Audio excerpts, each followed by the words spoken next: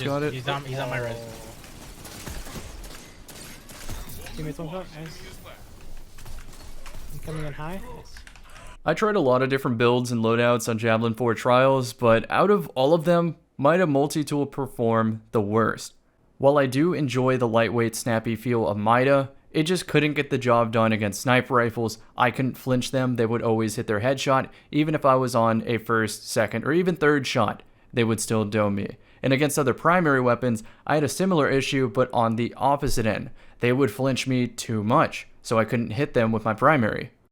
Today's video is showing you how a lightweight weapon can unleash most of the potential of my super suit. However, Mida Multi Tool plus a Fell Winter's Lie is not the call.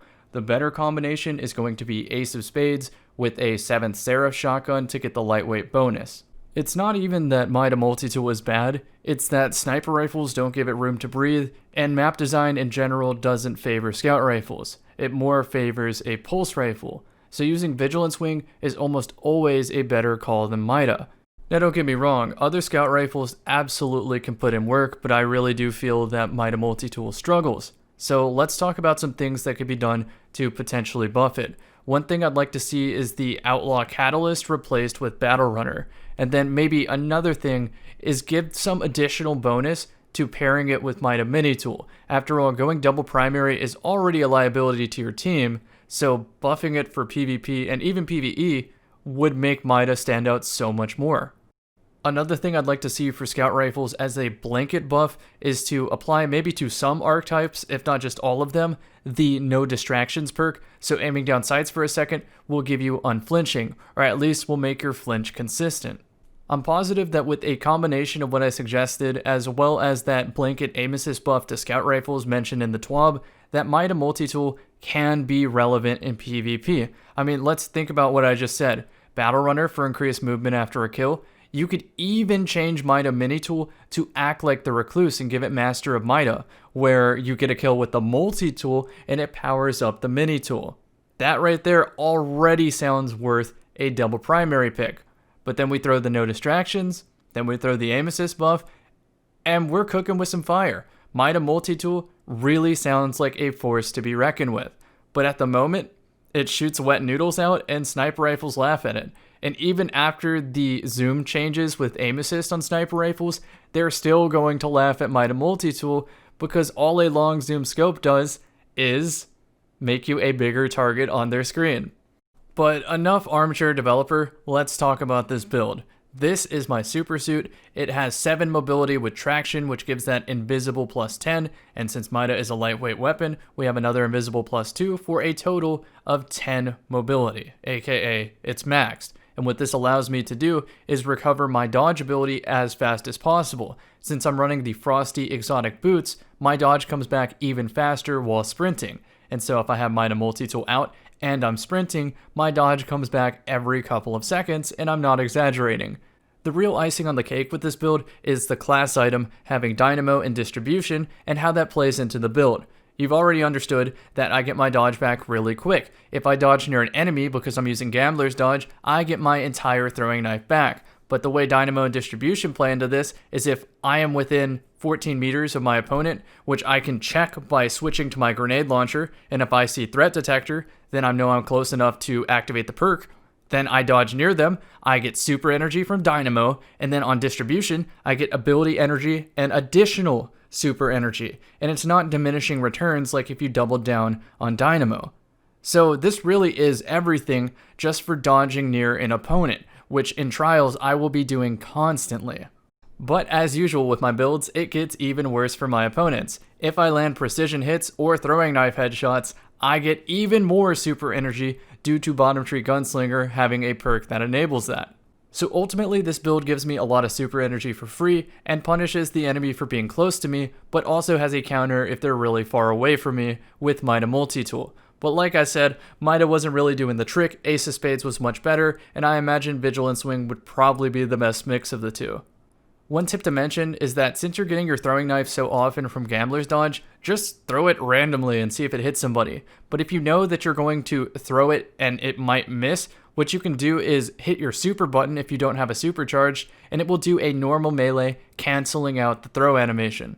Okay, so the background footage just changed to a long-range map that better suits Mida, and I use my entire Hunter kit. Now, I'm imagining this build with Stasis. I think it might be one of the most powerful builds in the game because of your uptime on abilities, and most importantly, your uptime on the dodge, which is going to be so deadly in Stasis, because what we've already read from Bungie is that the dodge slows and makes opponents less accurate. And that's one of the pain points of this build. I could not make snipers miss when I was using Mida Multi Tool, even up close. And since that's a possibility with Stasis, I can just run up, dodge near somebody, and then play to primary. I think this might end up being very good. I'm not a fan of making people lose accuracy, but at the same time, if Bungie isn't going to change the way that sniper flinches, then I have no choice. With that being said, that pretty much concludes this overview of my Super Suit build. So I hope you enjoyed it. By now you've seen both of my Titan builds, my Stasis build with Heart of Inmost Light, and then my anti-sniper build with Titan's Ramparts. I need to make a Warlock build, and I am currently grinding Nightfalls, trying to make that a reality. I am going for Starfire Protocol so I can use Borealis in the future. However, RNG just doesn't like me, so I might have to settle on something else. Now, I do have the armor to make a very strange build a possibility, but I feel that it's too much to invest in when it only benefits 2 out of all the Warlock subclasses. And what I'm talking about is a build dedicated to using Claws of Ahimkara with as much strength and as much melee recharge as possible. And in Stasis, this might be kind of nuts depending on that melee ability. In the trailer, we saw the Warlock pull out a staff akin to RuneScape, pull out the Ancient Staff, 94 magic, cast some Ice Barrage. Yeah, if that's a reality, you might see me rocking 10 strength on a Warlock for the first time ever. In other news, I am trying my best to keep up an upload spree, averaging 1 video per day. This doesn't mean I'll get 1 upload per day, but rather if I put 4 in one day and 0 in the next, I at least want to hit an average of 1 video per day. So I hope you appreciate that. I am thinking of doing an exit commentary series on this season. I really don't like PvP right now, but at the same time, I think some of the iconic weapons of the past deserve to be remembered before we delete them and forget they're even in our collection folder. This will probably be the same style of video that you're seeing in the background now, where I do post commentary over some gameplay footage, because live commentary with a skill gap this small is kind of pointless. I could talk all day about my thought process approaching a situation and just have the game say no to that because a sniper gets lucky and flinches to my head, or because somebody decides that it's worth using a panic super on me instead of securing an objective, power ammo, or wiping my whole team otherwise. If I do decide to partake in live commentary, it's not going to be gameplay explanations, it's just going to be me talking about some random stuff that happened in the day, or like some cool anime to watch or something. I don't know. But all I can tell you for certain is that it's not going to be about gameplay, because in this game, it's impossible to control your destiny. I think I'm finally understanding this series. But yeah, someone always says in the comment section, just adapt. Oh yeah, this is a very low skill gap, just adapt. Okay, so then every one of my videos is going to look the exact same. I'm just going to grab the 6 stack, you know, party up with the tournament boys, and we're going to 3-peak everything, play high intellect, safety strats the entire way through, full callouts. Yeah, we'll just, you know, adapt, and that's the only way we'll play now. Yeah, no one's going to watch that.